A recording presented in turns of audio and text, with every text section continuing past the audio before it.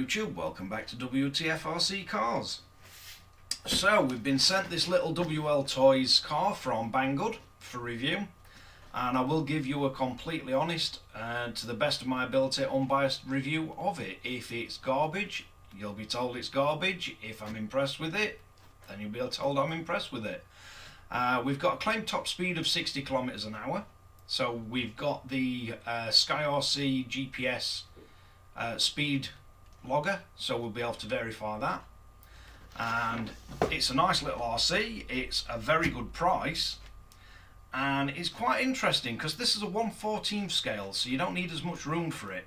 The one they've sent us comes with 3 batteries, and they are the 2600 mAh 2S. It's a brushed motor, it's a built-in ESC and receiver in one. It's got permanent 4-wheel drive. There's no slipper clutch or centre diff, so you've got a drive shaft running to the front and rear diff. So let's get it unboxed and see what we make of it. Right, so what do we get in box? We get a little USB charger. Now this is rated at the input. You're going to need 5 volt, and it's 0.5 amp to 2.5 amp. So this is going to want to plug in, if you're plugging it into a PC, you're going to want the USB 3.1 standard, I believe it is, and above. If you're charging it off a power brick, you're basically looking for something that's got up to 2.5 amp output, and it will say on the bottom of the USB power brick. The charge rate is 2000 milliamp an hour at 7.4 volt. So you should get one of these charged, depending on how low you drain it, in about an hour, hour and a half, something like that.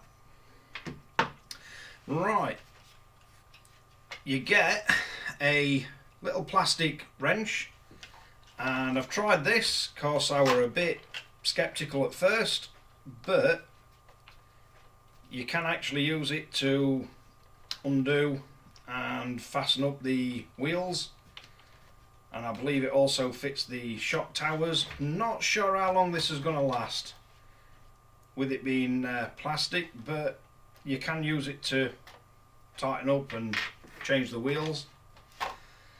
We've got 3 2600 mAh batteries with this one, 2S. We've also got the M2R Racing control. Now, can't find any instructions whatsoever on this actual radio. There's nothing mentioned in here how to use it, other than the dual rate for throttle, which can back the top end of your throttle down, and the trim for steering. You've got a power on off switch there, but you've got a mode button, and I can't find anywhere what that mode button does. So if anybody knows, drop a comment below. You also get, quite surprising what's in the instructions, there is a quick basic setup guide, and then there's also a breakdown of how every bit of the car fastens together. So if you're needing to repair it or anything like that, all the instructions are there. And then towards the back is the part numbers and the packs that every single part of the car comes in.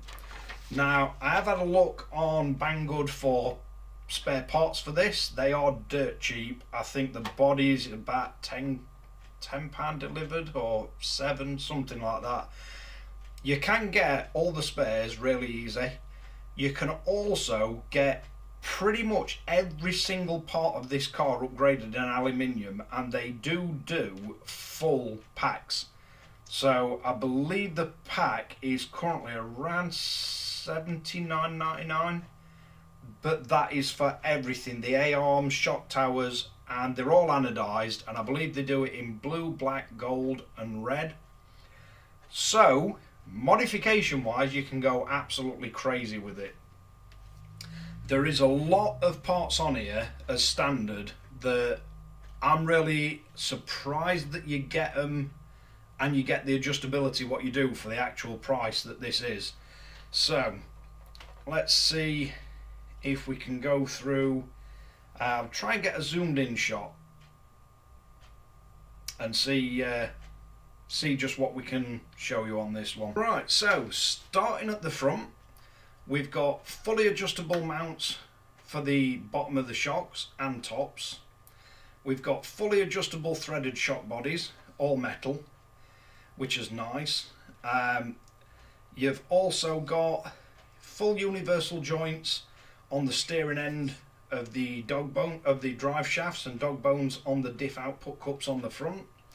Fully adjustable turnbuckles, which is a nice touch. It's C-hubs with brass inserts, so that should extend the life you get out of the C-hubs. Moving around to the rear of the vehicle, again, adjustable positions on the shock bottoms, the shock tower tops, so they're multi-hole. Adjustable turnbuckles, you've got adjustable mount points on the rear hubs for the top links, and also multiple position, which would affect the roll centre, I believe, on the shock tower for the top tie rods, or adjustable tie rods. And if we pop the body off, I have to excuse the bit of Velcro, it's where we've had GPS. So, moving along to the inside, that's your antenna. Don't chop this top bit off because that's the actual antenna. We've got a brushed motor, and I believe it's a 550 can size, but it looks to be a smaller rotor because it's got a built-in fan. So the motor case is a 550, but I'm not sure what size rotor's in there. You've got an aluminium motor mount. You've got an aluminium centre shaft, drive shaft. I don't know if you can see that. Not sure how well camera will pick that up. You have a ESC and receiver all in one. Then you've got a 4-wire servo. And I believe there's some guides online if you wanted to convert this to brushless with a separate ESC and receiver. I'm sure there's a few guides online about converting the 4-wire servos to a 3-wire. If not, I'm sure there's places where you can get a servo that'll fit in there that'll be 3-wire should you want to go that route. Something of note, the motor mount, from what I can see in the instructions, is a fixed position. So if you wanted to change the gearing, you'd have to find a pinion and spur to allow you to change the gearing, because it's non-movable motor mount. You have got on the A-arm pins, there's metal retainers on both front and rear of the front and front and rear of the rear. And one other thing to make a note of, when you originally get this, it's set up for a 1500 milliamp hour 2S battery. Now, if you look, they're the mounting points for the end of the battery tray, but it's also got some extended ones. So what I'm going to do with this one is take them 2 screws out and move it to the top point. And I've seen a few comments online saying once you do that, your Velcro strap's not long enough. So I'll show you what you need to do to the Velcro strap so you don't have to buy anything else to make it actually work with these batteries. Couple of other things, you've got a metal link between the 2 steering towers, and also a fully adjustable servo saver. Armour, pay attention, because you don't even get that on an EXB Creighton. Now, it's got, in the front and rear, according to the instructions, they are metal housed diffs, which is quite impressive. But let's see what we can do about swapping this battery tray to a different position. Right, so we're going to start off with those 2 screws. I'll just drop them out quickly.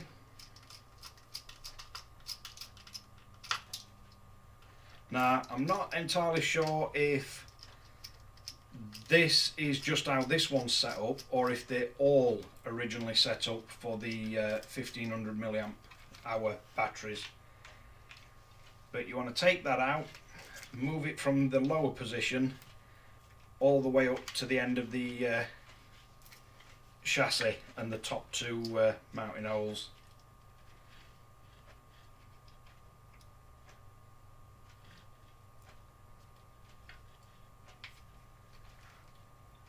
See if I can get these lined up.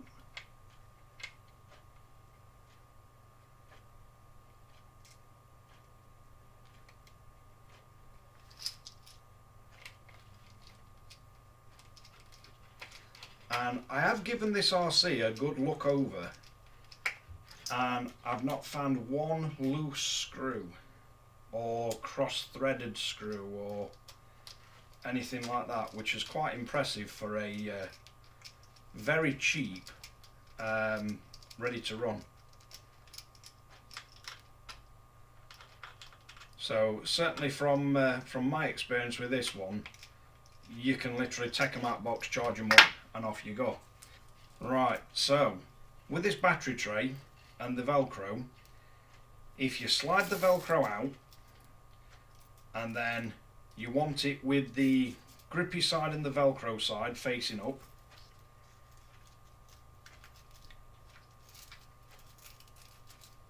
slide it in the battery tray, loop it back over itself, put it through, so you've now got the fluffy side and the grippy side still on top. Then we're going to want to pass it back through the front, and then you've got a battery tray and Velcro that you can fit. Let's get battery right way around. You can fit your battery in, you can tighten it right down, and then just stick the Velcro back to itself, and then that fits nice and solid. So let's power it up and see how we go. And you do have to supply your own AA batteries, 4 of them, for the actual remote itself. So you press and hold that little red button to turn it on, and turn on the remote, and then it'll start flashing, and as soon as you press the steering, turn the steering, it links up. So let's have a look what we've got. So there's no steering adjustment for endpoints or anything, but the servo's not struggling lock to lock, so it's not straining at all in any way. See if I can get you a shot of that. And it's quite quick steering, so servo's definitely up to the job. Now throttle wise, got a good bit of power for it for a little brush setup, 2S. So you've got forward and reverse.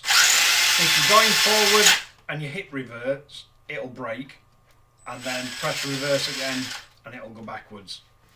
So the thing I like about this, for the price, you could definitely see beginners looking at this, but for the adjustability, I can see how someone that's a bit more seasoned with RC would get a lot from this, because you've basically got the same adjustment points as you'd have on like a racing buggy or truggy.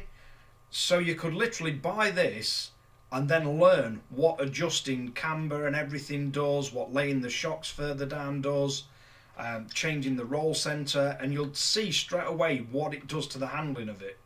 But the other thing is we've got this one, so it's the throttle dual rate, and it's fully adjustable. So if I turn this down and then hit full throttle, you can see it greatly reduces the actual power of the RC, which would be great for somebody learning, somebody who's just getting into RC, and it's infinitely adjustable all the way up to full power. So definitely something that would come in useful if you're just new to RC, learning it, or been away for quite a while and a little bit rusty. But fantastic car, really adjustable. Aluminium chassis on it as well. The tyres have got foam in them, but they're nice and supple. So let's get it out for a run.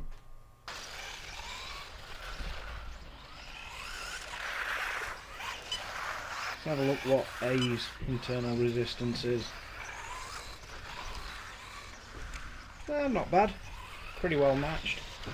18 and 21 milliohms. Let's try B.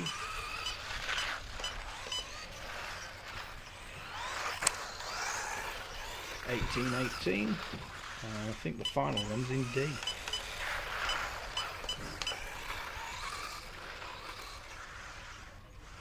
'17. So yeah, quite well matched.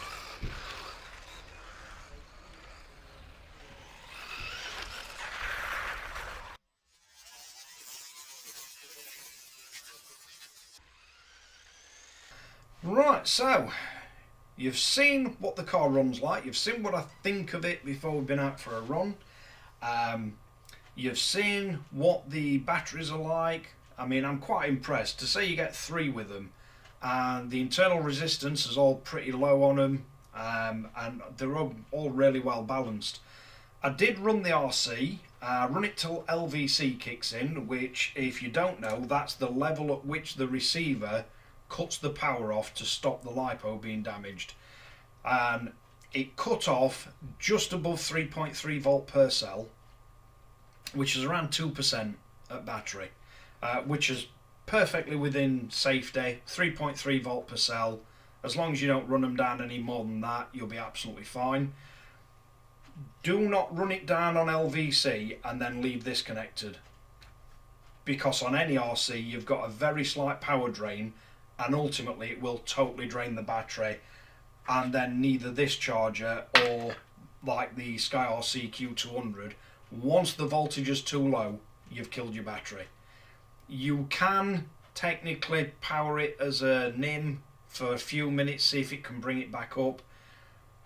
Not advisable. It does work to a degree, but if you drain the LiPo batteries too low, you're already making damage to the cells themselves. So up to you whether you want to go that route of reviving a battery or not. I find it better just to not flatten them in the first place. But handling wise, really surprised with it. I've given it quite a bit of bashing around. We've got a good few scratches and everything on here. Nice that it's not really damaging the A-arms at all. It's just landing on the back of the chassis, which it should do. But really impressive little RC, really well made.